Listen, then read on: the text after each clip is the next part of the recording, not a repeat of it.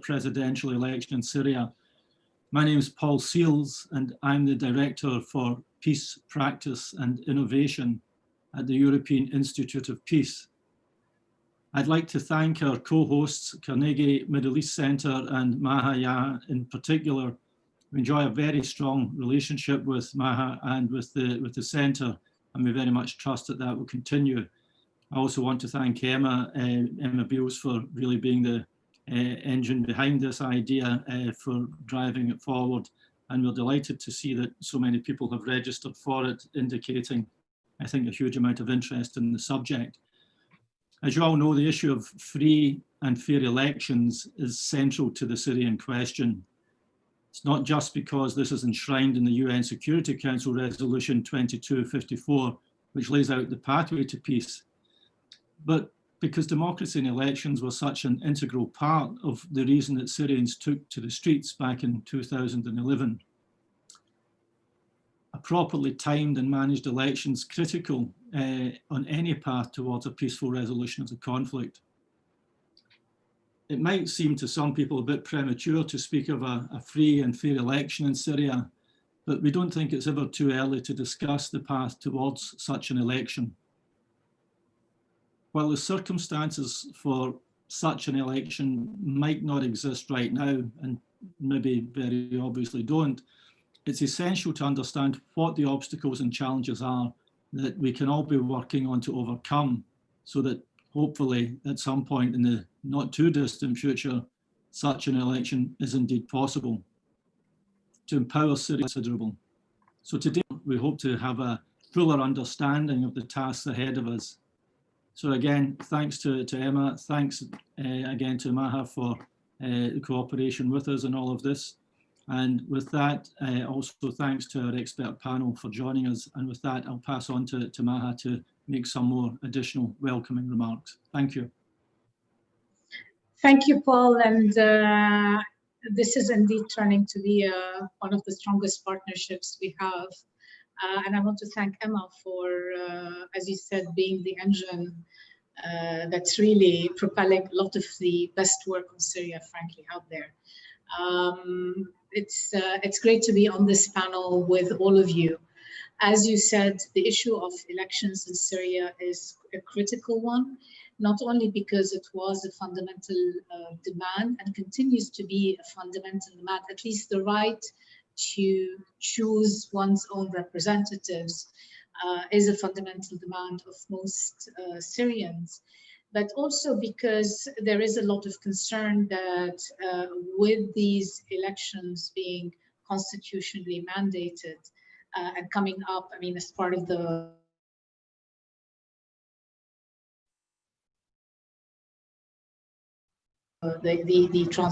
that these could be used to re-legitimize existing figures in the regime, particularly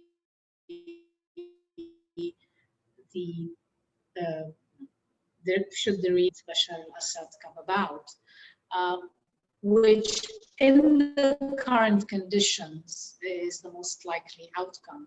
So if elections are truly going to be held and are truly going to reflect the will of the people, then there are lots of issues that need to be attended to, not least of which the number of Syrians who are either internally displaced, 6.7 million, I believe, internally displaced, and the other 5 to 6 million who are now refugees outside of Syria.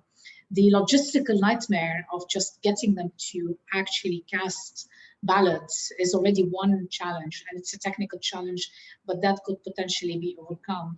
To my mind, the more critical issue really is the political and the sense of safety and security and the guarantee that people can really choose who they want.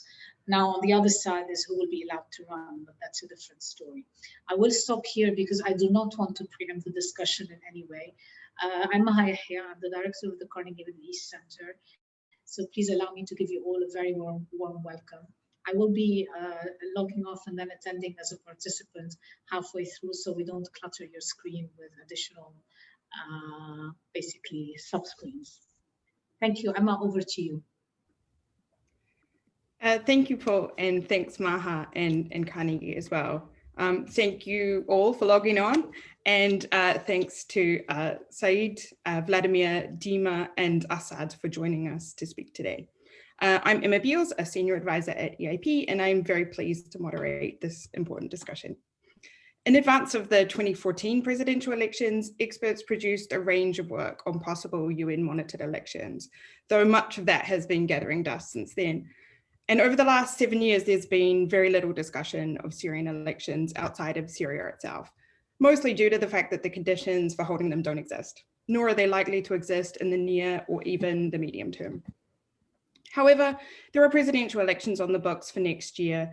And as of a couple of weeks ago, Assad and his close confidants expressed that they would go ahead with those elections without a new constitution and regardless of whether they meet the standards expected of elections that could be considered free and fair and in line with UN Security Council Resolution 2254. Meanwhile, a stagnant constitutional committee and drafting process has led some to see elections as the next step in the Geneva process. Others see these upcoming elections as an opportunity to ensure another 7 years don't pass by without some kind of resolution to the conflict, even a deeply flawed one. Because of this, I think there is a need to ask what a free and fair election in Syria would look like and how we would know the circumstances are in place to hold one. To unpack the options around out-of-country voting and to assess practical tasks necessary to achieve a free and fair election decoupled from arbitrary timelines. As our esteemed speakers will outline during this discussion, holding a fair presidential election in Syria would require legislative changes to laws that restrict parties and candidates and how the electoral process works. Voting for those outside regime control or in the country is currently impossible en masse. It's in the most recent elections, IDPs living within government-controlled areas were accommodated with voting booths that were set up for them to cast votes for their areas of origin. However, there would need to be new accommodations for those in regions outside regime control. Refugees are not likely to vote in embassies, nor do they even necessarily have the right documents to do so. Some countries don't even allow that to happen. An international body would be needed to register voters, check IDs, oversee voting on the day, and all of this at a scale necessary to accommodate over 13 million displaced people. And then underpinning all of this is the need for a complete change in the political mindset. There's an absence of electoral administration and of transparency around voter rolls and registration or even appropriate voting procedures. Even if the laws allowed challenges to Assad to run, there's security concerns to be addressed. Ba'ath Party dominance would need to end, and threatening or forced voting, ballot stuffing, and the handing out of sort of pre-completed ballots. In short, citizens would need a renewed sense of fairness, of legitimacy, and the security of the elections process. And then there's the need to consider the role of elections as part of a successful peace process or a transition from conflict to peace. Legitimizing elections prematurely, even if the regime made small concessions, is likely to consolidate Assad's position and do more harm than good in terms of resolving the conflict for the long term. All of these issues will be unpacked in far greater detail by our esteemed panel today. And during the discussion and questions, we'll be able to see the great detail and the task ahead of us. So some quick housekeeping, please add questions to the Q&A box as we go, and we'll get to as many of you as possible during the section for questions, which we hope will be at least half an hour. The event is being recorded and it will be online after the event. So if you don't wish to be recorded, then submit your question anonymously in writing and we won't call on you to speak. And on that note, I'm pleased to pass the mic to our first speaker, Said, Program Manager at the International Institute of Democracy and Elections Assistance. Said, the floor is yours. Thank you so much, Emma. It really is a great pleasure to be with you here today and to share some of our knowledge resources, which may be relevant at least to frame initially this discussion, but that will certainly be only one layer that will be peeled and hopefully, and I'm sure actually my colleagues will help with some others. But my presentation is mainly about the timing and sequencing of transitional election, which will be inevitably one of the first questions that need to be asked and answered in the context of the future Syrian elections, as some of my predecessors already mentioned. Now, to be fair, one need to say that the question on when to hold elections and how to sequence them is really an old one, and there has not been a clear answer to it. I'm not claiming that there is one, but a few years ago we started looking into possibly making some policy recommendations about that would cover this topic. And international idea has worked from 2017 to 2019, convening 3 big expert workshops, bringing electoral conflict, security, peace building, experts from different organizations, including our host today. And we have come up with a policy paper and also a compendium of 15 case studies on transitional elections. Now, one thing that transpired quite clearly for us is that when talking about transitional elections, we are looking into 3 transitional contexts, right? One context is when country is transitioning from authoritarianism to democratic regime.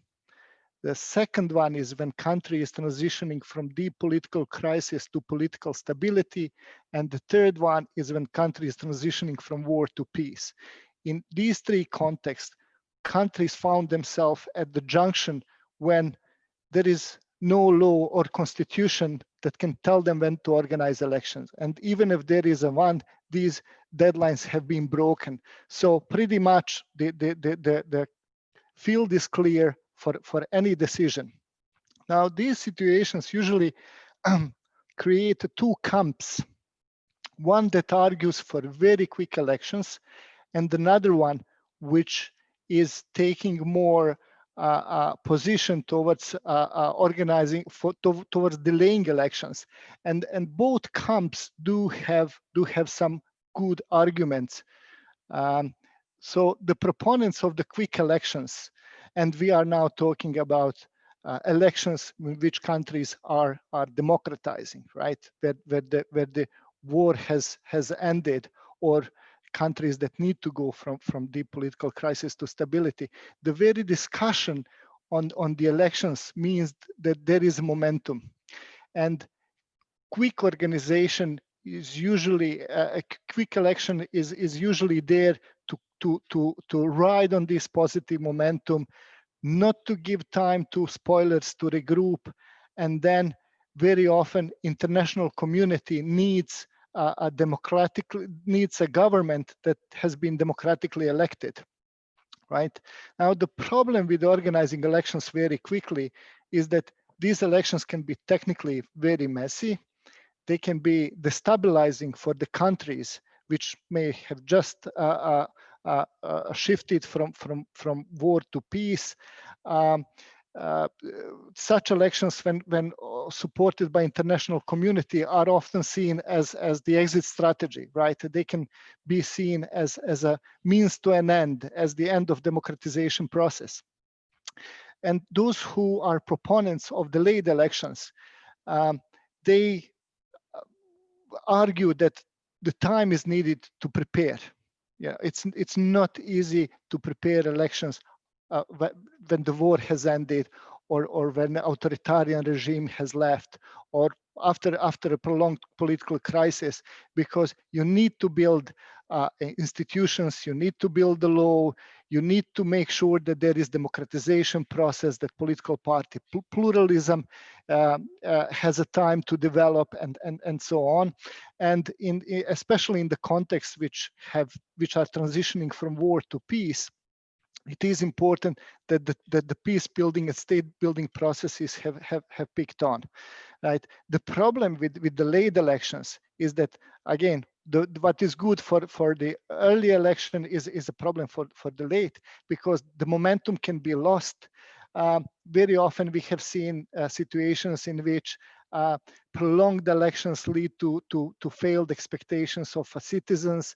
Sometimes authoritarian groups can regain a power, or groups in conflict, and we could see prolonged transition, which is never desirable. Now, the proper decision on when to hold and how to sequence election pretty much depends on the ability of those involved in decision making to properly assess how long would it take to ensure that the elections will be technically solid, right? I come from Bosnia and Herzegovina. We've seen very naively following Dayton Peace Accord saying elections will take place in 6 months. They can be postponed for the next 3. That was quite naive decision. Then whether the environment will be right. Will there be sufficient security? Will there be sufficient democratization process and so on? Will everyone who is entitled to vote be allowed to vote? And that's also something that was mentioned before. And also a third aspect of this triangle is the role of international community. What is the leverage? What is the support? Are they united or not?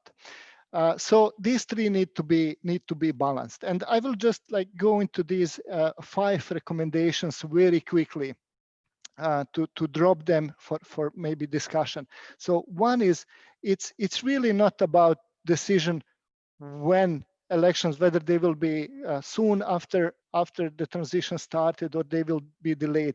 Pretty much the good decision is this is all about how this decision was made. It really needs to be an inclusive process in which different groups will be able to voice their opinion, make an argument, make sure that women are involved, youth, and so on.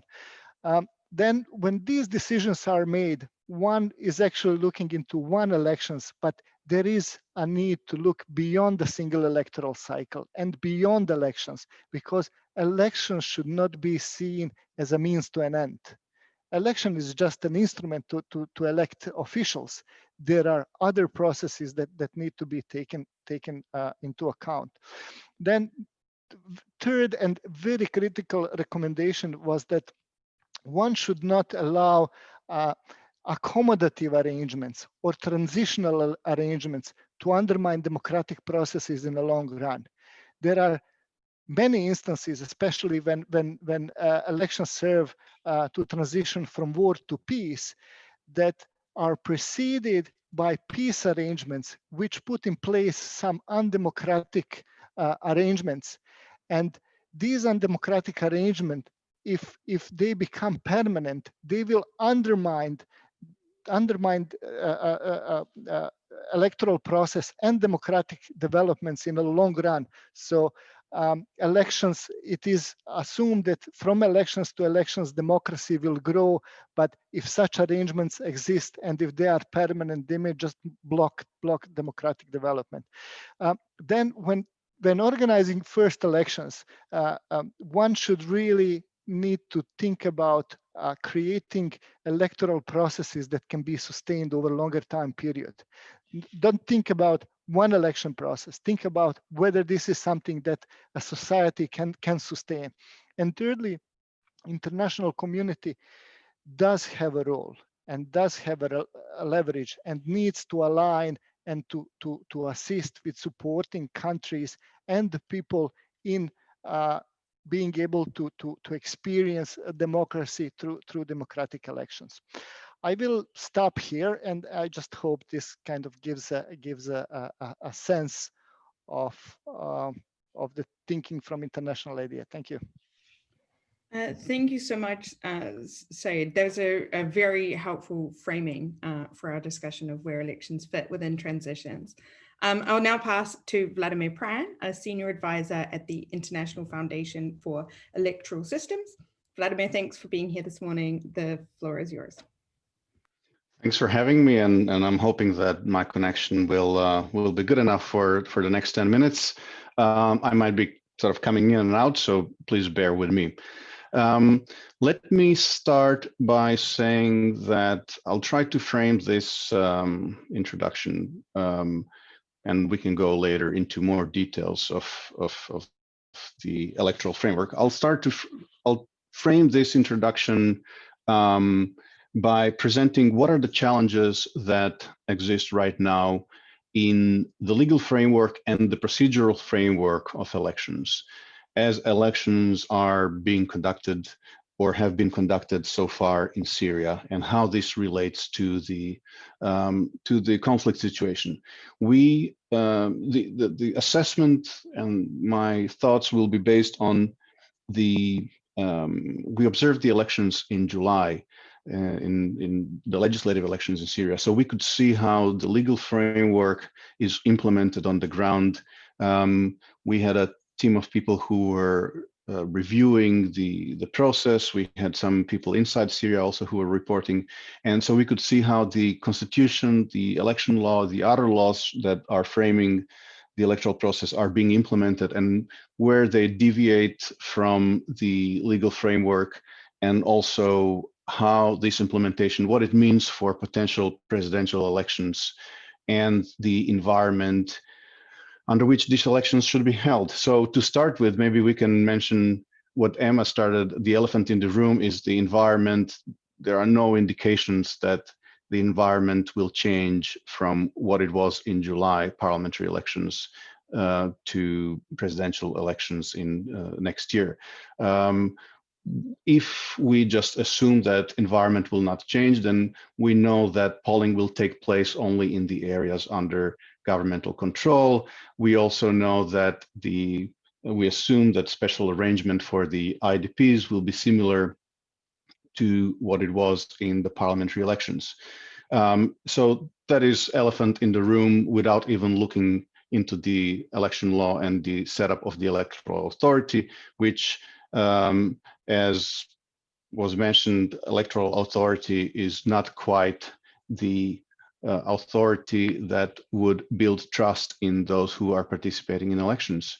And the whole infrastructure of election authority is legislated in the constitution, especially when it comes to presidential elections.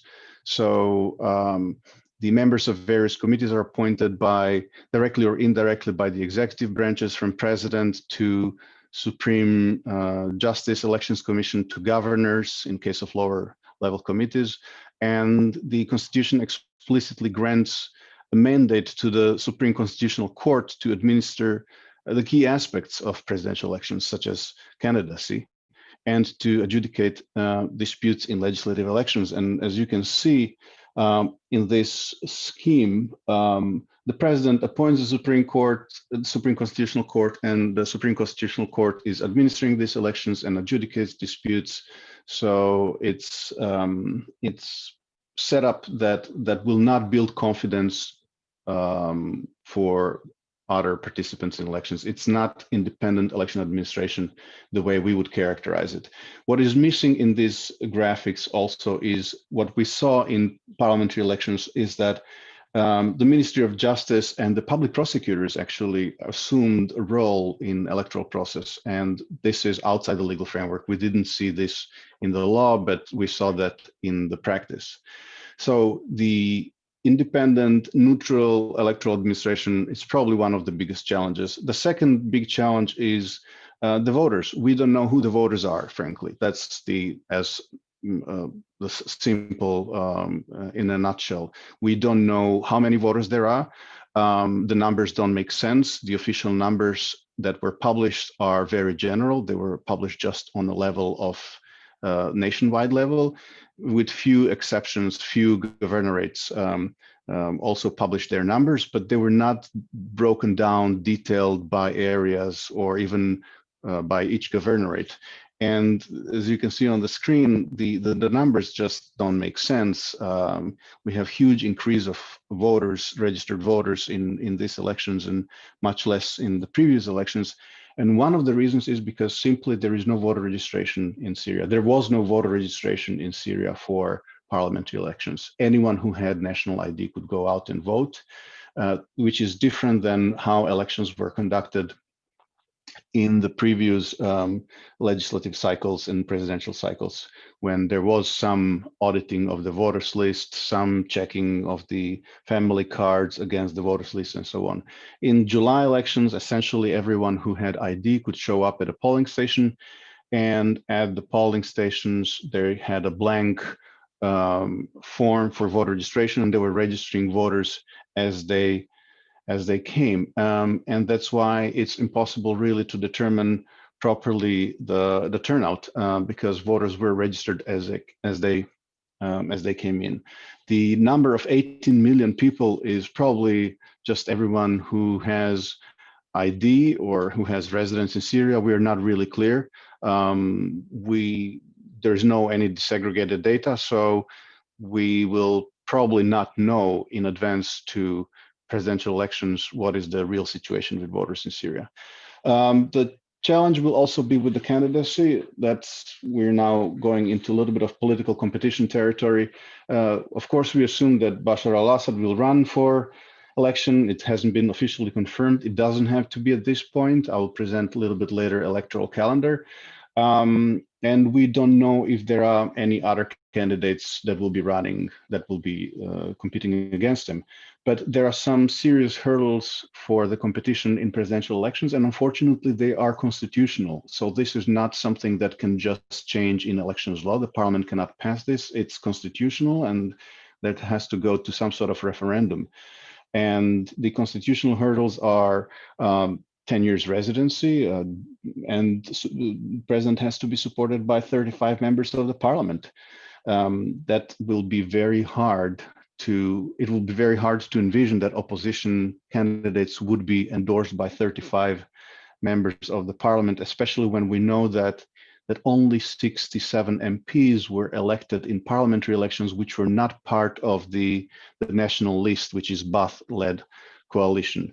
So effectively, this is very limiting for any opposition candidate to get the endorsement. When it comes to voting of refugees and out-of-country voters, theoretically, the elections law allows people who are outside Syria to vote in the embassies, but that's it. There is no framework that would allow Syrian electoral administration or Syrian state to set up polling stations in refugee camps or in the territories of the host countries. We know that also the election law requires those outside of country voters to have exit visas in their passports, and they have to be registered in a special list, which is administered by Ministry of Foreign Affairs. So combination of restricted, very restrictive options, only the embassies, the documentation that it's needed to register, and no bilateral agreements with host countries make it effectively impossible for large number of people, refugees outside Syria to register and vote. There is also issue, which we can talk about it later, how does the Security Council resolution relate to people who are voting outside Syria, and what does diaspora mean? And I'm sure Dima will address a little bit that topic, but effectively there is no definition what diaspora means at this point, whether diaspora means Syrians who have residence in Syria but are temporarily abroad. Does it mean those who are registered with the embassies on the Ministry of Foreign Affairs list? Does it mean refugees who are not registered anywhere? And also there is then question of those Syrians who maybe can receive citizenship because their parents are Syrians, because they left in 80s and so on. There's debate around that needs to be fleshed out at some point. When it comes to voting of the IDPs, we had very limited options for IDPs in parliamentary elections. On the screen, you can see where the polling stations were set up for IDPs. That was, for the first time, IDPs were allowed to vote on the basis of the electoral law amendment from 2016. And it meant that they can go to any polling station in these special centers and just use their ID and vote for their home districts. That was the arrangement. We have no idea, absolutely no idea how many people actually did that. We have no idea how many IDPs are registered as IDPs, because again, as I mentioned, there was no voter registration in Syria. People were just voting with their IDs. The last couple of things that I will mention is military vote and polling operations. The military vote was a little bit of a black box. For the first time, military was voting in parliamentary elections in July on the basis of 2016 amendment. They will be able to vote in presidential elections. They can vote in presidential elections and referendums, but those are, it's unclear how many military polling stations there are, how many military voters there are, what's the turnout, how the vote is administered, and so on. So there is a lack of transparency in how these things are being done. We also observed lots of missing features, security features in polling. You know, there were no proper ballot boxes were not secured. As you know, ballot paper in Syria is often pre-printed, pre-selected ballot. It doesn't have any security features. You can print your own ballot at home and bring it there, or what we observed, you can receive it from the political party and the lists pre-printed, pre-selected ballot, and you just cast that as your own personal ballot. When will election happen and when things have to start moving? This is according to the current framework. There is a little bit of a sliding scale. Elections can happen as early as 16th of May and as late as 3rd of July. This is on the basis of when the term ends, how it is defined in the legal framework. For now, we don't have any, no part of the electoral process has started yet. The earliest part should be the voter registration update, which is mandated by the law. That should start 2 months prior to elections. But we saw that this wasn't done in the parliamentary elections. There was simply no voter registration. To end this, I can only say that this is on the basis of how elections were done in July, how elections were done in the past. We don't know if things will change in the future, if there will be possible changes in the whole electoral environment, whether there will be some political deals that will allow opposition to put a candidate and run in elections, whether there will be widening of space for voters, for refugees, and so on to vote.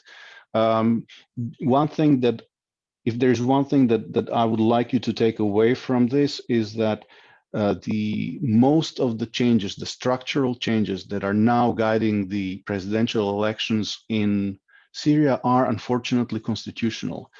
So if we are going by rule of law, it's not just that presidential elections and opening of political competition can be political agreement. It has to be also on the constitutional level, and I am looking forward to hear from our constitutional committee member how this could be addressed, and if there are any options that this is addressed in the constitutional committee. So thanks for now, and happy to answer questions later. Thanks, Vladimir. And as you say, you've led very nicely into our next speaker, but I just wanted to flag to those watching to get your questions in early if you have pressing questions, because there is a very high attendance. So if you have burning questions, make sure to get them into the Q&A as soon as possible so that we can be sure to get to them. We'll turn to Dima Moussa. Dima is a member of the Syrian Opposition Coalition and the Constitutional Committee. Dima, the floor is yours. Thank you very much, Emma, and thank you to EIP and Carnegie for putting together this very important event on this very important topic. And as we had seen leading to the 2014 elections, there is more discussion of elections every time this happens. So I'm going to maybe do a little review also, or a quick overview of where we are politically and our position. So we have to start from a very important point. The solution in Syria is a political one, which is outlined in Security Council Resolution 2254 of 2015. And we are committed to that and to the comprehensive political solution through the full implementation of Resolution 2254. I'm going to repeat something that Ziad said in this context. Elections are not a means to an end.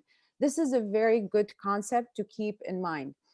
Anything outside the framework of the political process as outlined in the relevant resolutions is not acceptable and will not lead to a true transition that will get Syria and Syrians out of this crisis, which is our main goal. Resolution 2254 reiterates the full implementation of the Geneva Communique of 2012, which lays out the steps of the transition. It has 6 points, but I'm going to focus on the 3 important ones that are relevant to our discussion today. These are establishment of a transitional governing body that establishes a neutral environment in which transition can take place, review of the constitutional order and legal system, and the result of the constitutional drafting would be subject to popular approval. And once that's done, prepare and conduct free and fair multi-party elections for the new institutions and offices. Resolution 2254 in paragraph 4 reiterates the above steps, albeit using slightly different terms for some of the expressions for some of the terms, but the essence of the above remains the same: establishing a credible, inclusive, and non-sectarian governance, drafting a new constitution, and free and fair elections pursuant to the new constitution with all Syrians, including members of the diaspora, eligible to participate. As Vladimir mentioned, there are some terms in there that will require a clear definition. And it is no accident that, you know, something like a Security Council resolution has some vague terms, because again, this has to be voted on by all the countries and all the states in the Security Council, and, you know, mainly no vetoes from the permanent members. And we know how, you know, some of these issues can create their discrepancies. But this also means having these terms that require definition also is going to be important to do within the framework of the political process. Without this, again, elections can't be a standalone issue, but part of a complete picture, the parts of which are the different parts of the political process. Thus, in both the Geneva Communique and Resolution 2254, the order is very clear: new constitution, then elections, with establishing a safe and neutral environment before the elections take place. And I'll touch on that a little bit later. And Maha, Emma, Ziad, and Vladimir all touch on a few of the issues that need to be dealt with in that context. And Vladimir very kindly gave us a glimpse of the environment in the regime-controlled areas during elections, the parliamentary elections last July, which is again indicative of what needs to be resolved, and that there are problems that need to be resolved in order to establish that safe and neutral environment in which the political solution is implemented, but also within which elections can be conducted.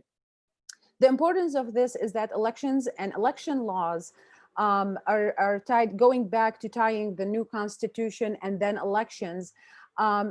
Elections and elections laws are tied to the constitution. So a new constitution necessarily means at least modified elections laws.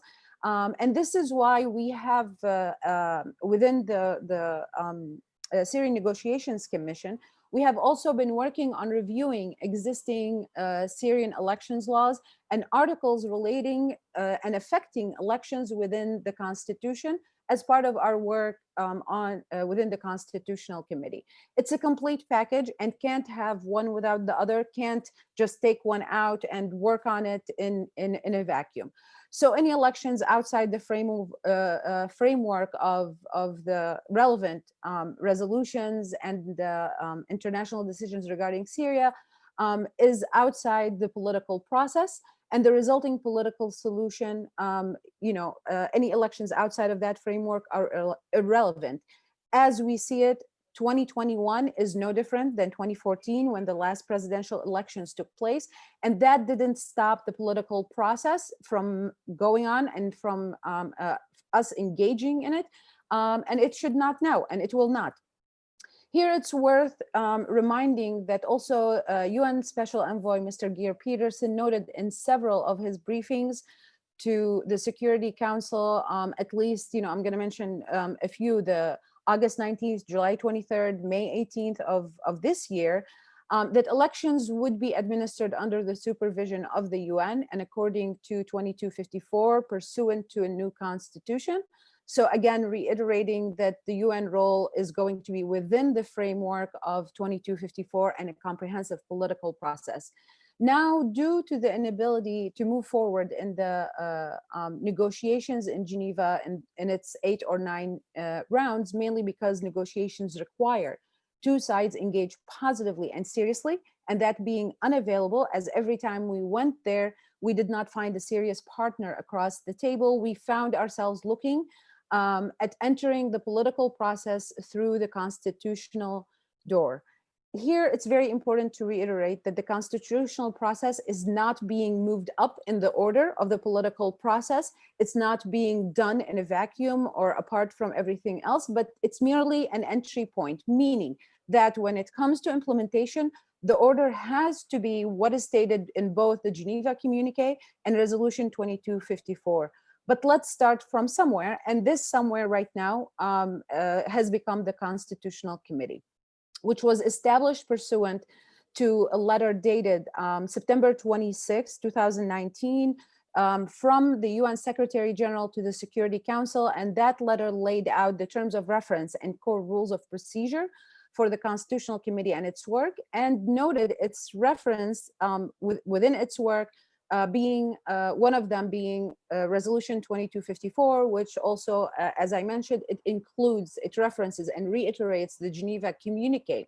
So when the sides agreed to engage in the constitutional process, and here I'm mainly referring to the Syrian regime and the Syrian Negotiations Commission, they necessarily accepted everything in that letter, based on which the Constitutional Committee was established. So now to be talking about elections outside the framework of 2254 and the Geneva Communique is unacceptable, and indicative of not being serious about engaging in the political process and ending the suffering of the Syrian people, again, which should be the goal that we have before us in all the work that we're doing.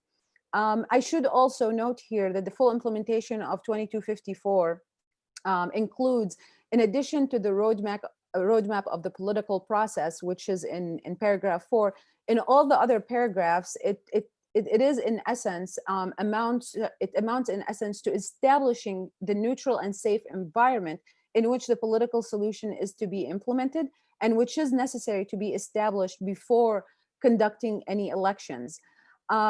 Finally, I should note the first election process is that through which the new constitution is ratified. And I think we often forget, people often forget that. So that is whether it's a popular referendum or another process by which Syrians freely elect representatives to a body that specifically has the job of ratifying the new constitution. The safe and neutral environment needs to be established for that to take place, which necessarily requires a transitional governing body of the Geneva Communique, or as it was called later or referred to later in 2254, the credible, inclusive, and non-sectarian governance. But that takes us back to the order in which things should happen. Finally, any side or anyone that participates in next year's elections, or really any elections outside the framework of the political process to which all sides have agreed implicitly and actually explicitly through the engaging in the Constitutional Committee, is clearly opposed to reaching a true political solution in Syria, is not serious about addressing the root problems of the crisis, and most importantly, is not putting the Syrian people as the priority when we talk about the political process and anything related thereto. I'm going to stop here, and I'll be more than happy to answer questions later on. Thank you. Thank you so much, Dima. I think that was a really helpful addition to the range of perspectives in the conversation. And I'll turn now to Assaad Al-Achi, who is the director of Baytna, Syria, working with civil society organizations. The floor is yours, Assaad.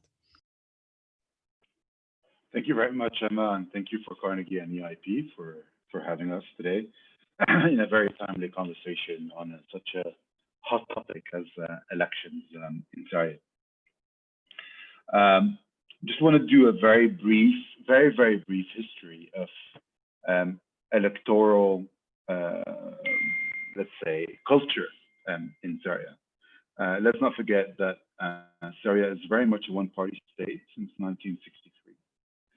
So it's been 57 years since the last democratic election ever happened in the country. Moreover, until 2012, there was an article in the Constitution, Article 8, that mandated that the Ba'ath Party is the leader of the people in the state. Now, although that was revoked in the 2012 Constitution, it in reality is not that much. For example, all professional bodies have to be affiliated with the Ba'ath Party. All trade unions and syndicates have to be affiliated and continue to be affiliated with the Ba'ath Party. We do not really have any independent form of professional bodies or syndicates or trade unions in the country, although that should be constitutionally allowed, but is not the case. Second thing I wanted to touch upon is the voter registration. We haven't had voter registration as well since 1963, not only for the last presidential election, but even on behalf of Assad, people never registered for voting. It was using an Islamic term when the referendums were happening, al-Bay'a, which is how the first caliph after Prophet Muhammad was chosen, and they referred to these referendums as Tajdid al-Bay'a, or the renewal of the mandate, let's say, of Hafiz al-Assad, and then it was the same with Bashar al-Assad until the 2014 elections. So from an electoral culture, pretty much whether we're talking, especially when we're talking presidential elections, but even when we're talking legislative elections, the culture is almost non-existent. We're talking about generations, not only a generation, but generations that never practiced their right to vote freely. That's one. Second, Vlad covered most of the challenges with the current constitution and the current electoral law. I would like to add a couple of items. Included in the current electoral law, any person who has left Syria illegally, i.e. using an illegal crossing, is not allowed to vote or participate in the voting process. So we're talking about millions of refugees who have left through Bab al-Hawa or Bab al-Salama border crossing, when those border crossings were under control of the Syrian opposition forces. This is technically termed an illegal exit from the country, and therefore that person is not allowed to vote, according to the current electoral law that exists in Syria. So out of country vote is very restricted because of the number of people who actually left the country legally is very, very low. The major waves of refugees have actually left the country through those border crossings. Third, when you look at the two things, when you look at the parliamentary elections of 2020 and the municipal elections of 2018, they leave you with very little to desire in terms of what elections might look like in Syria under the current constitution and under the current electoral law. We're seeing a return of the Ba'ath Party, both in 2018 and in 2020 elections. Very few independents have been allowed to run, if any at all. We've seen voter candidate intimidation. Candidates such as Mohammed Hamsho have been asked not to run. We're not talking about opposition figures. We're talking about a regime crony who was asked not to run for parliamentary elections. So how would it be even fathomable in such circumstances to think that Dima, for example, would consider even to register or to present herself as a candidate for elections in the current environment, when a person such as Mohammed Hamsho couldn't run. Last but not least, in terms of the 4 points I wanted to talk about, is the practice and the mood, generally speaking, when we talk to the people on the ground. Especially, I mean, from my perspective, I'll be talking about the practice, the mood and the interests of of civilians in the northwest and the northeast of the country.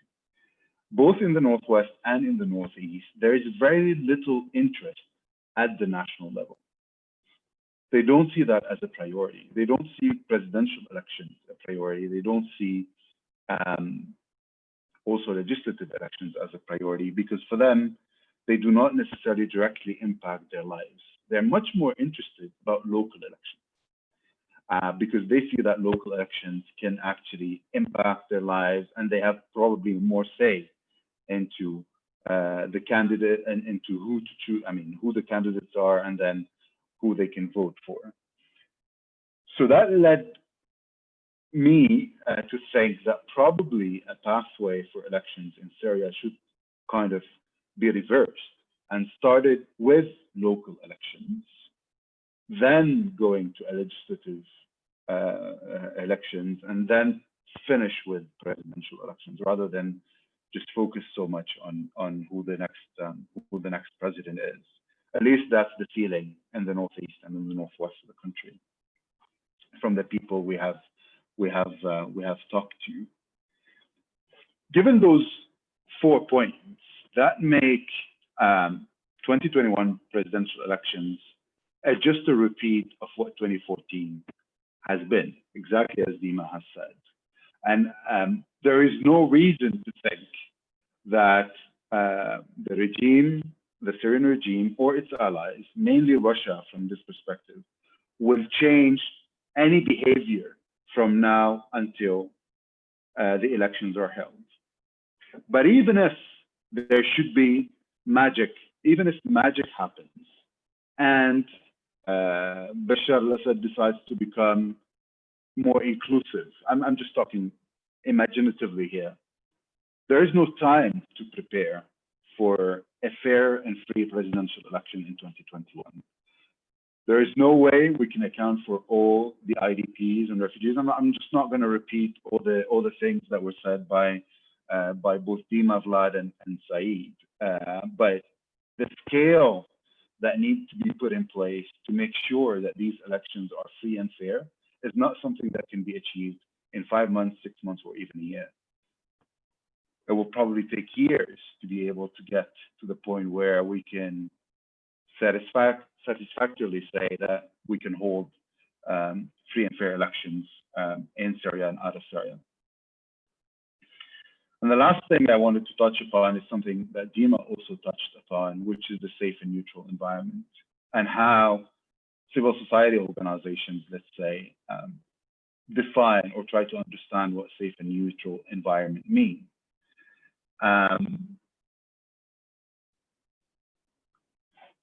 One of the most known practices of the Syrian intelligence services is intimidation. And without restraining or completely changing the mandate of the Syrian intelligence services, current Syrian intelligence services, there is no way we can have a safe and neutral environment, no matter how excellent the constitution is, and no matter how perfect the electoral law is.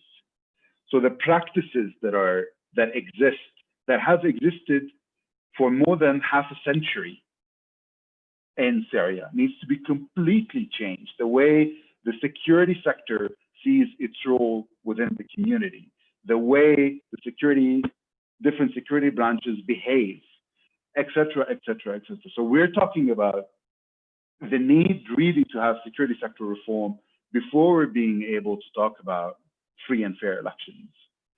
Because without that, the ability or the trust that people will have in elections is minimal due to the past half-century experiences. I'll stop here, and I'll be more than happy to take questions in the Q&A session.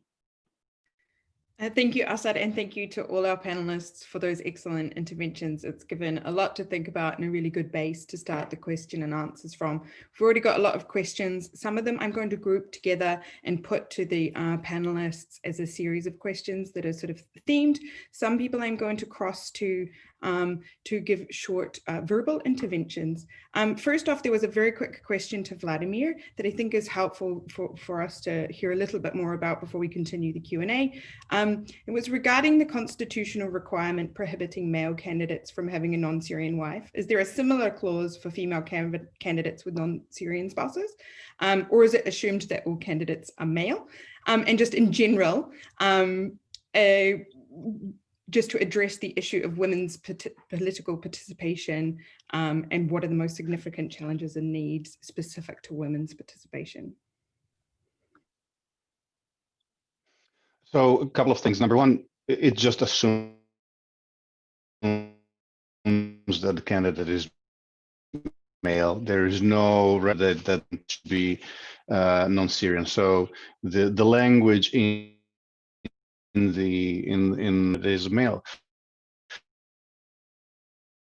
When it comes to participation of women, somewhat surprising that the country which was boasting and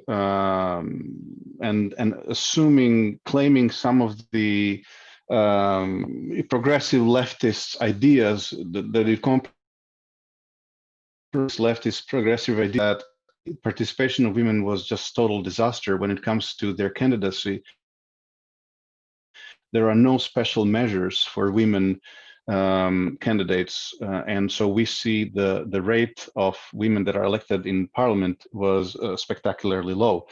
There are no special measures. There are no quotas. I know some people hate the term quota, but so we prefer to say special measure. But so there are no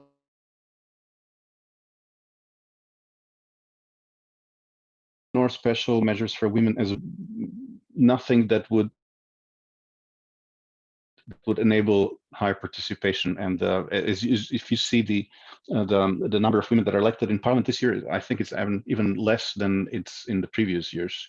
So if they are not on the Ba'ath party lists, if they are not on the national list as a candidates, which is where all the candidates almost automatically get into the parliament, just the way the voting works and the pre-printed ballot works in the candidacy, they have absolutely no chance to be elected as individuals. So yeah, I think if we are going to have bigger participation of women as candidates and as voters, there will have to be introduced some special measure that will guarantee and protect their participation. Thanks. I think that's really helpful for us to understand. So I'm going to quickly allow two attendees to make a short verbal comments. Hala Al-Ghawi is going to make a short comment.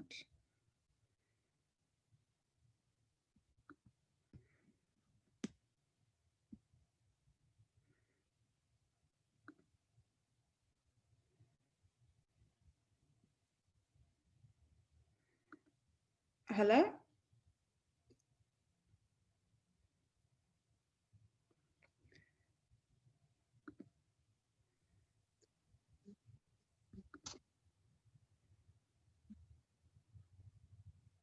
Hala, did you have a comment?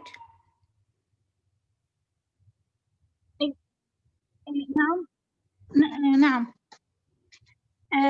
شكرا لكم، شكرا لهذه الفرصة. مثل ما قال الأستاذ أسعد إنه بوقتها المناسب والنظام عم بيحضر. And as you know, the regime is getting ready for elections. I do not want to add to what my colleagues had just said. However, I would like to say something. thousands of Syrians, more than 135 people are detained in many parts, Darha, Homs, Dir Sor. How can people who are so afraid of being detained, how to be tortured, how do you think they can feel in a safe environment in order to go and elect in what you would call fair and free elections? I think the minimum that the International Human Rights Convention provides for the civilians is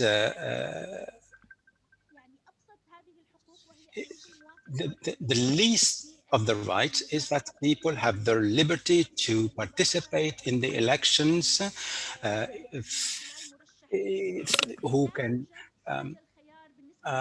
feel in a proper way to vote, and which we don't have at all.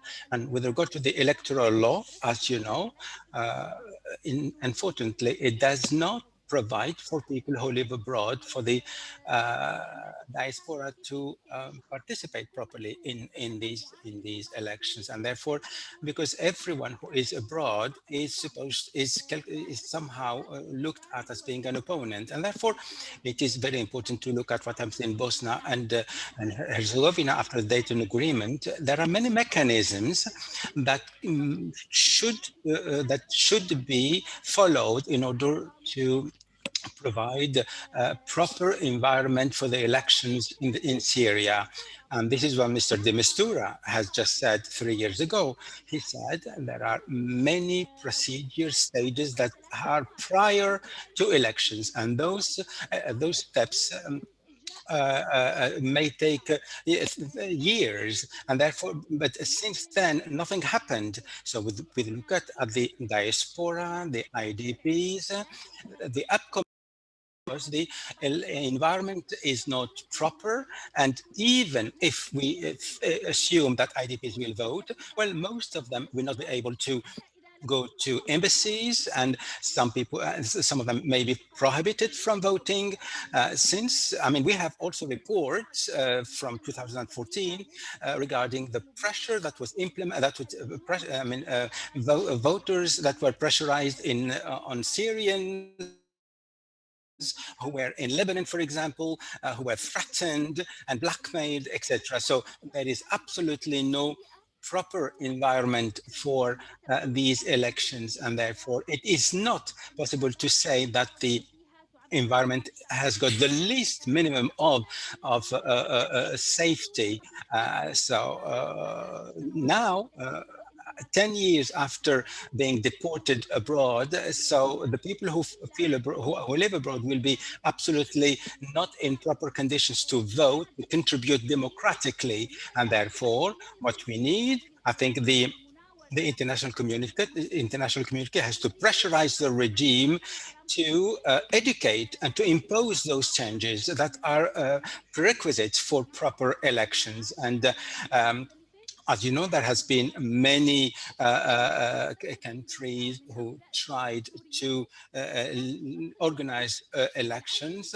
And as you know, about 73% of the IDPs who were asked to return to their home countries, well, they said we cannot return because there is no security nor safety. So it is not possible for the Syrians to elect candidates or to propose candidates. And I personally, how, for example, I would ask you, how can a mother, a brother of a detainee, how can she go to vote in a free way and fair way? It's impossible for a mother of a detainee, a family of detainees, to literally go to the ballot and vote freely. Thank you very much.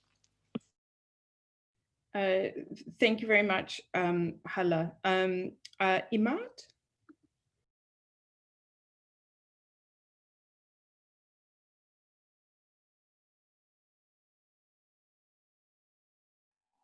نعم، هل تسمعوني؟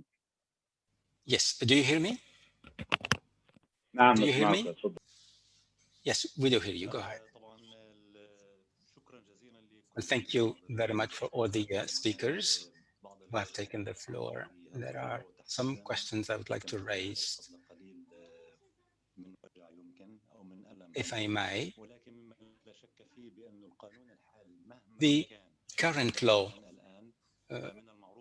regardless of what it is, we know that the regime obviously enables the IDPs to vote, and also to the diaspora to vote in the embassies. In Turkey, there are about 3.5 million, in 1.5 in Lebanon, for example, in Jordan as well.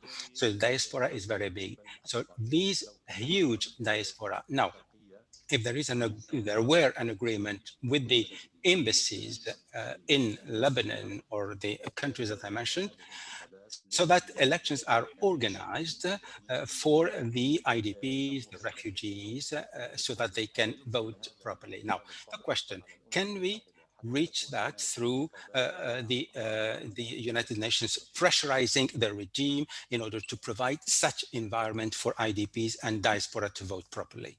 Thank you.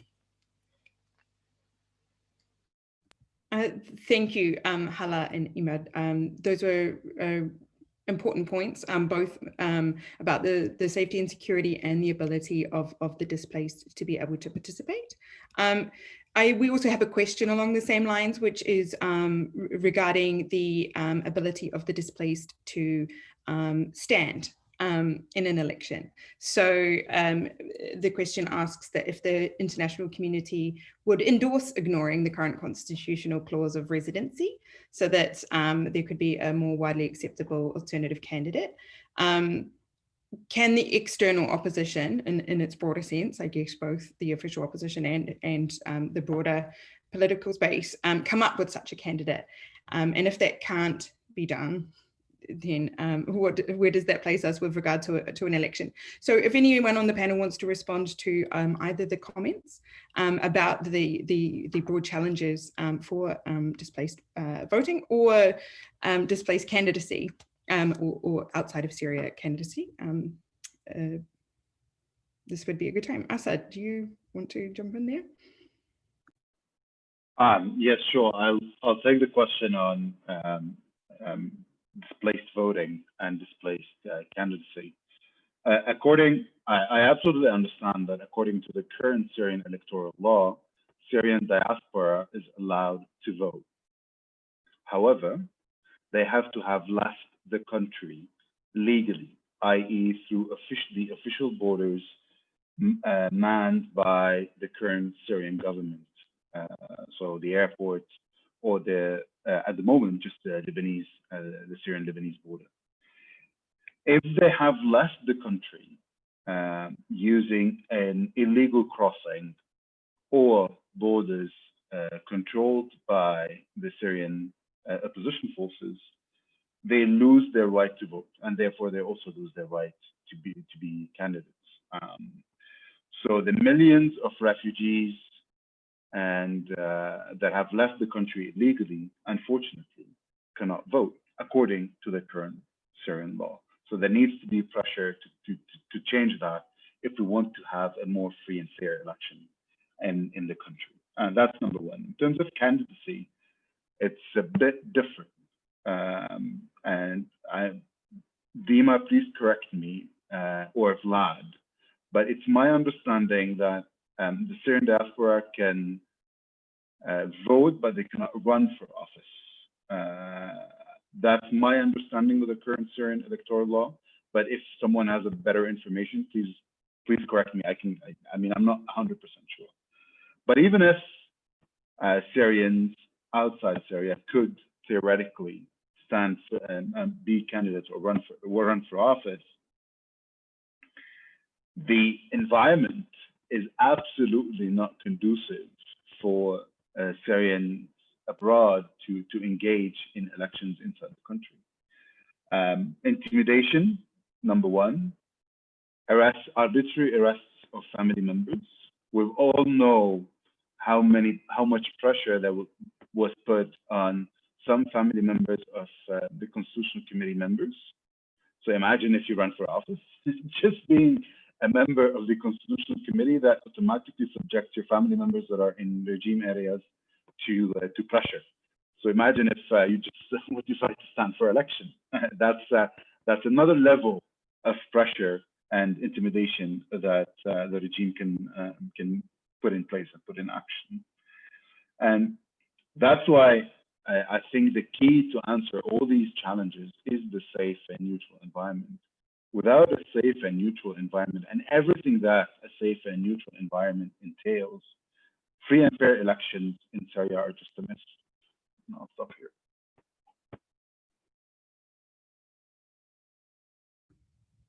Dima or Vlad, did you want to just clarify, Dima, on that? Yeah, I can add to that. I mean, what Assaad said is true, and this is actually in the Constitution. So in the amendment that was done in 2012, they added specifically to the candidacy conditions for the president's. The president, they specifically added this clause about having lived in Syria for the past 10 years. And this was specifically to exclude anybody that had left Syria during the last 10 years, and, you know, specifically actually the opposition. So this is actually in the Constitution, not the law. I don't know if Vlad has something else to add to that also. No, that's correct. 10 continuous years. It's constitutional requirement. Okay, we have a couple of questions for Dima. One was just a point of clarification, saying that the government had accepted the Constitutional Committee as sovereign, or were you saying that they had accepted it as a forum for debating possible change that then had to be subject to a sovereign process of confirmation? And then the other question is is anonymous one saying, considering the elections take place outside of the legal framework, what is the quote unquote contingency plan? And asked for your opinion on that. Thank you. So regarding the first question, the agreement or the letter that based on which the Constitutional Committee was formed, its very last article says and actually lays out the way that it basically takes out of the current Constitution the method by which the result of the Constitutional Committee work is ratified, and talks about that the Constitutional Committee shall agree on the means of popular approval and transposition into the Syrian legal order of the constitutional reform adopted by the Constitutional Committee.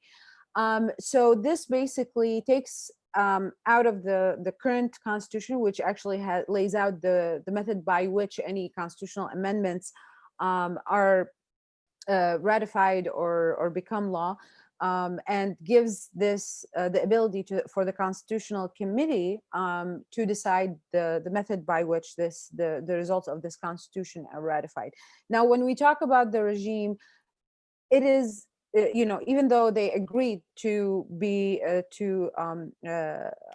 part of the Constitutional Committee, and implicitly, and actually, as I said, actually explicitly agreed to everything that's laid out in this letter, and which talks about, you know, for example, like out of the 150 members, 50 are the nominees of the Syrian government. The regime has, as we have seen from the 3 rounds that have taken place, using many ways to try to evade either serious involvement in this, or even acknowledging that this is, you know, the Constitutional Committee has specific work. It's constitutional reform, and constitutional reform, actually, it's the broader concept, and it goes from like making constitutional amendments to drafting a new constitution. But as I had mentioned before, 2254, which specifically is, you know, based on which this Constitutional Committee was formed, talks about a new constitution. But the regime is saying, you know, these people don't represent me. They merely represent the point of view of the Syrian government. Or, you know, we're there to just talk about the constitution. You know, we're just going to Geneva to just talk about the constitution. So, it doesn't matter. The regime is going to continue to evade as much as possible serious engagement in the political process, but it's very clear what the Constitutional Committee is supposed to do within the context of 2254.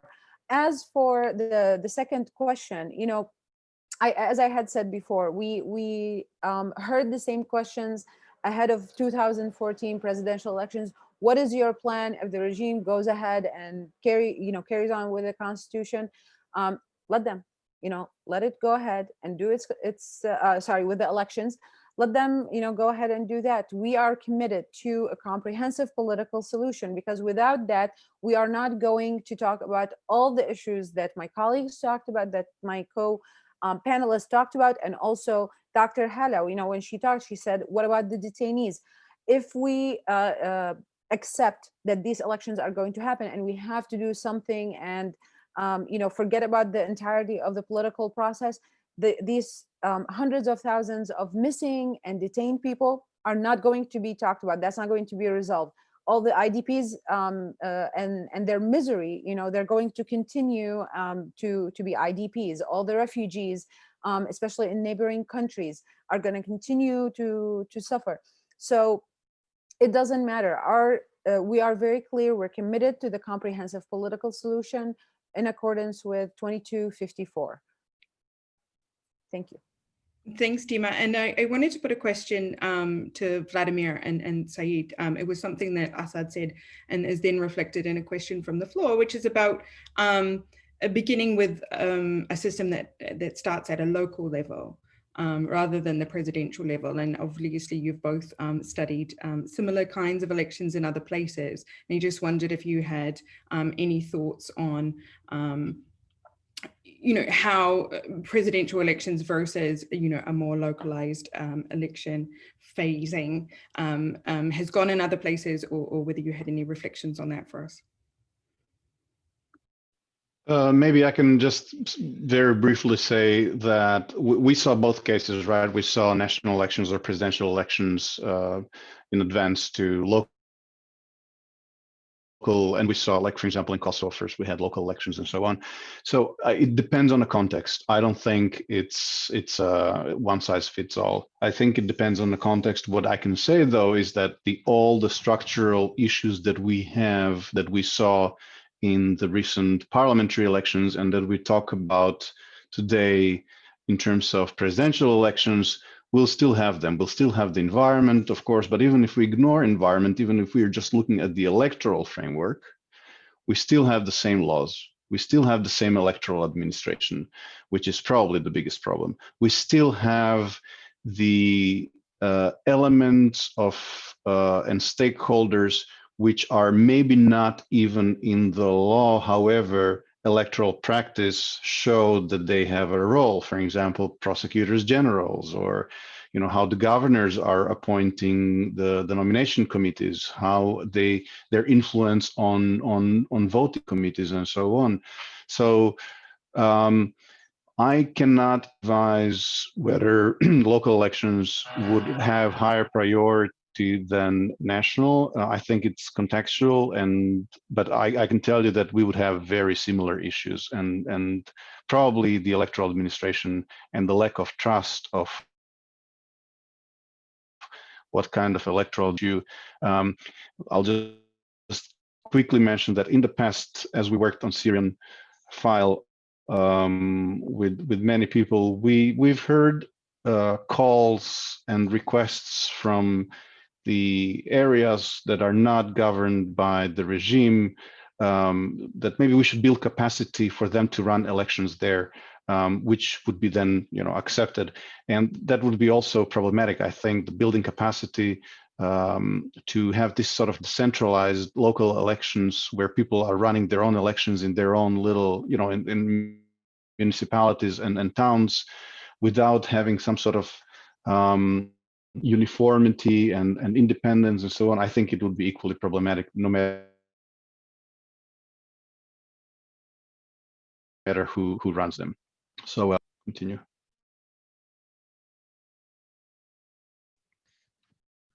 Should I take a turn and agree with Vladimir? I think that Kosovo is, when we looked into this a few years ago, I think Kosovo was the only case where we could find that a country transitioning from war to peace, where decision was to organize local elections before general elections. So usually we see that there are general elections, or it could be general and local elections together, and very often local elections are dropped. Now there are some pros and cons, obviously, and whatever it is decided, it needs to be well-informed decision, as Vladimir was saying. If you are more looking towards decentralizing political powers, that can be one option. Option for Kosovo, I think, was also to make sure that grassroots political parties develop instead of these political parties which will develop from capital, and you never know how far will they go.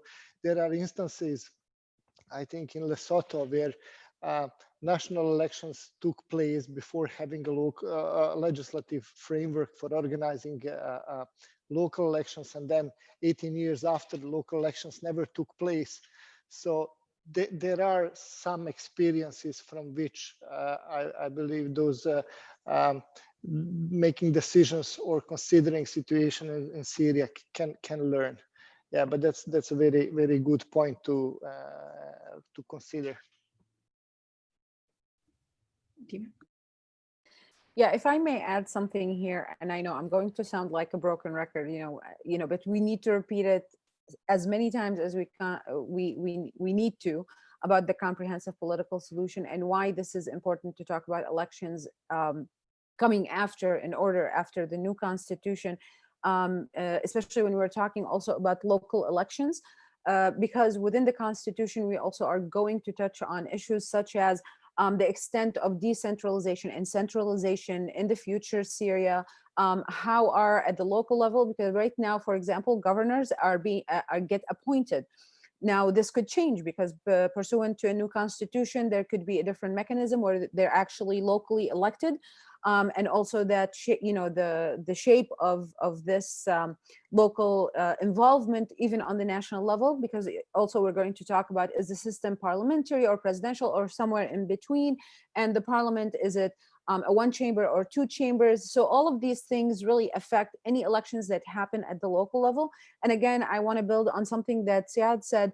When we talk about the local level also, this is very important. It's exactly where a lot of work for advocacy and mobilization and everything related to elections is done by civil society and community-based organizations.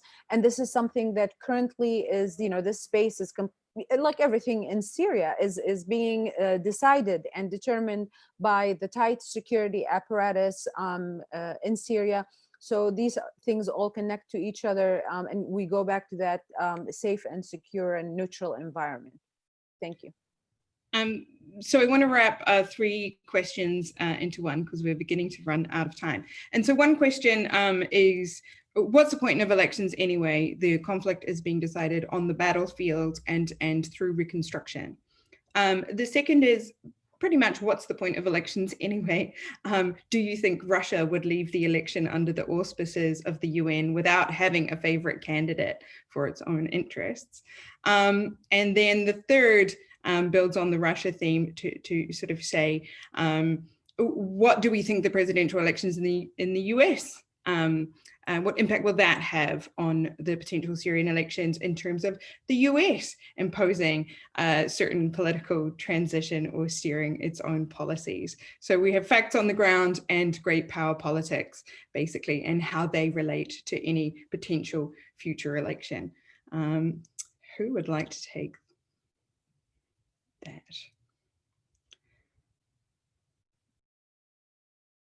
I can take part of those questions. I don't need to answer all of them.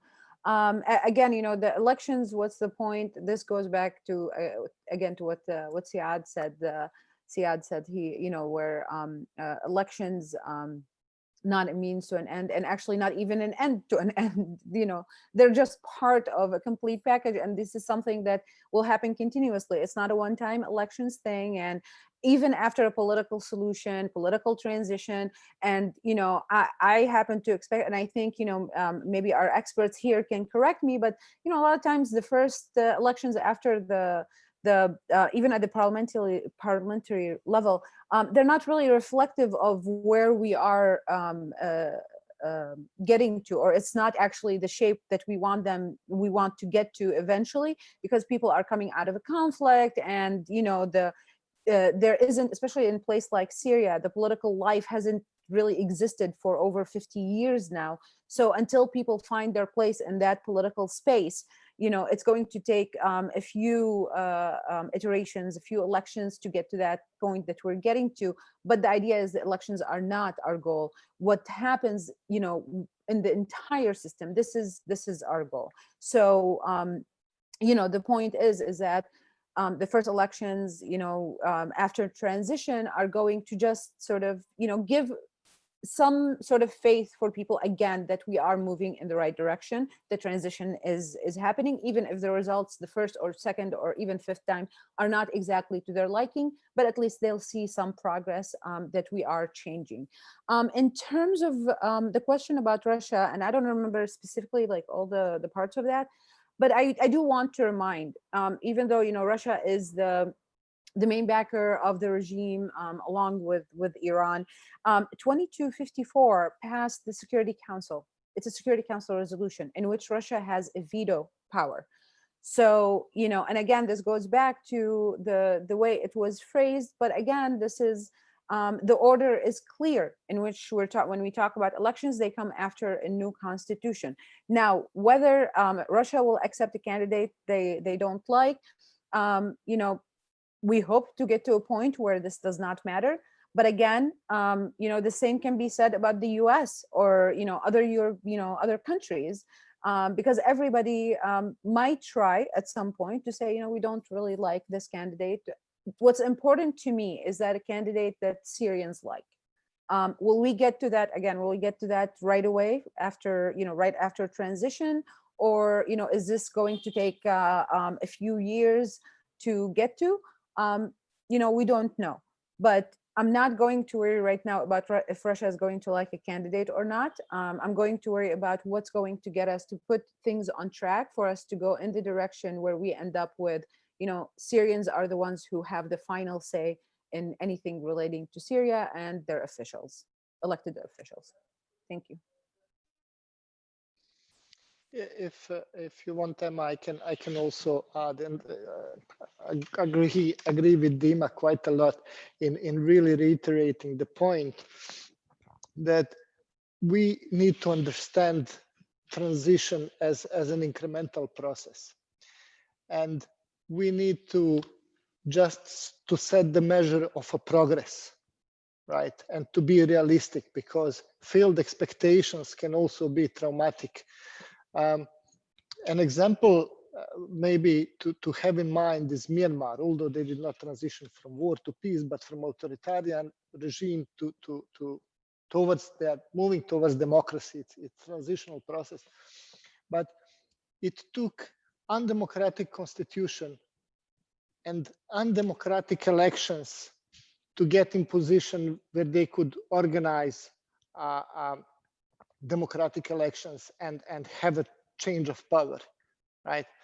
Now, I think here what is very critical is to have in mind what the human rights are and what the international standards for organizing elections. And I think if this is maybe spread and understood as the process in which milestones will need to be achieved, which are irreversible and which are genuine, I think that is probably the way of thinking ahead, and taking a comfort even if in difficult steps. As I mentioned before, sometimes we see that there are transitional arrangements, accommodative arrangements, which are not democratic. But if these do not become permanent, then that's definitely a step forward in the right direction. Thanks. Okay, one more short comment from an attendee, and then we'll begin to wrap up. Omar?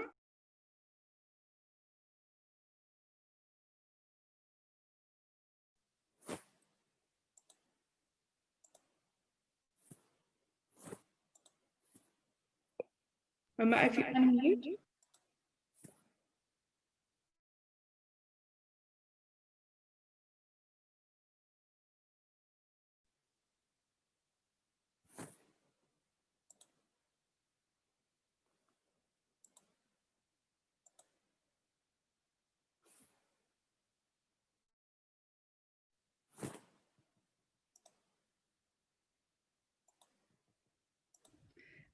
We seem to have lost Omar there with the mute button, so I think that we should begin to wrap up. I just wanted to quickly throw it to the panelists for a 1-minute wrap up of everything that we've talked today and what they most want our audience to go away with from this discussion. Start with you, Dima. Thank you, Emma. I just want to thank you again, EIP and Carnegie, and also my fellow panelists. It was great discussion.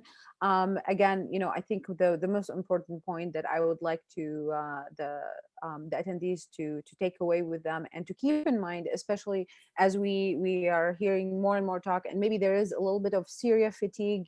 It's understandable. It's been going on for 10 years. And saying oh, just go and have try to do something with these elections. No, it's very important for us. There is a reason the order in which things were enumerated with regards to the political process and political solution, the way they should be implemented. There is a reason for that it came the same order that we saw in the Geneva communique. Again, it was reiterated in 2254. We are committed to that. We should be committed to that. And somewhere in there, and very importantly, before elections, at least, to establish that safe and neutral environment with all the factors that contribute to it, some of which were touched upon in the opening remarks and in the panelists' points that they made. These are very important and critical points to keep in mind. 2021, these elections, they mean nothing outside the context of a comprehensive political solution to take Syria and Syrians to safety out of this, catastrophe that they're living through. Thank you. Assad. Well, I don't have much to add to what Dima just said. There is no reason to see 2021 any differently from 2014. As we stomached or didn't stomach 2014, we're going to stomach or not stomach 2021. Without the magic, safe, neutral, and secure environment, free and fair elections are an impossibility, and therefore, or even worse, are a tool to re-legitimize a criminal who has basically butchered butchered 500,000 people and displaced half his population. Thank you. Vladimir. Well, very briefly, I'll just say it's not going to be a big surprise to you, to my Syrian colleagues who lived in Syria previously and saw some of the electoral processes. So when we looked into July elections, one big takeaway is that those elections were not flawed just because of the environment and because of the conflict and because of the fact that so many millions of people couldn't vote because they are not in the regime-controlled areas and therefore don't have access to polling stations, or because they have wrong papers and they cannot register as candidates and so on. Those elections were not flawed because of the conflict, because of the revolution, the civil war, and displacements. those elections were flawed because many of the previous Syrian elections were also flawed, and because of the flawed electoral infrastructure. And I think as we were wrapping up our assessment and I was presenting some of the findings to my colleagues, one of my colleagues asked me, so of all of the things that you observed, all the elements of electoral infrastructure, the registration of voters, the registration of candidates, the electoral administration, and so on, electoral system, what's worth saving? Is there anything good in those elections that we could use and sort of to start building better elections in the future? And I really struggle. I cannot think of a single positive thing, save for maybe in legislative elections to keep the current electoral districts. Other than that, I cannot think of any positive thing that we can take as a basis to build better elections, better future elections, including this upcoming presidential or any other. So in my mind, if we are going to have credible elections in Syria, the whole electoral infrastructure has to be rebuilt from ground up, and vice versa. I can't think of a single thing really that would be worth saving for the future elections. So I'll leave it here. And Said. Yes, very quickly. I think that when elections take place, there should be international electoral assistance effort to support them.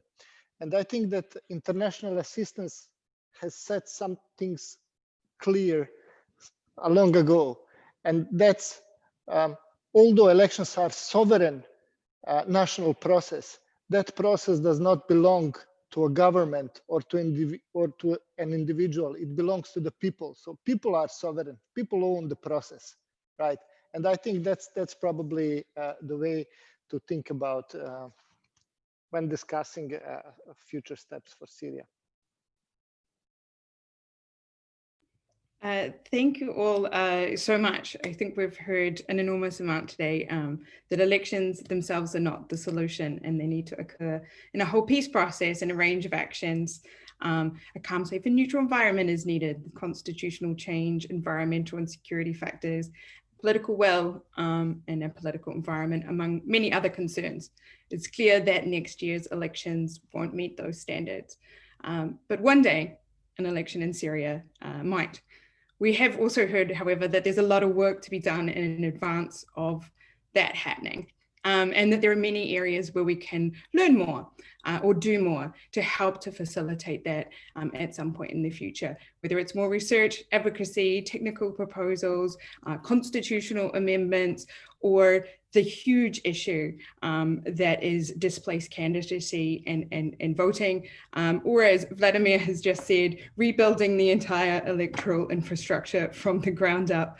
There is a lot of work to do, even once the situation allows it. I want to thank everyone that logged into the event today. It will be available online later on in the coming days, so that you can refer to it again if you would like. I'd like to thank Carnegie and obviously EIP, and also to all of our wonderful speakers. Thank you so much for spending the time with us today. Thanks.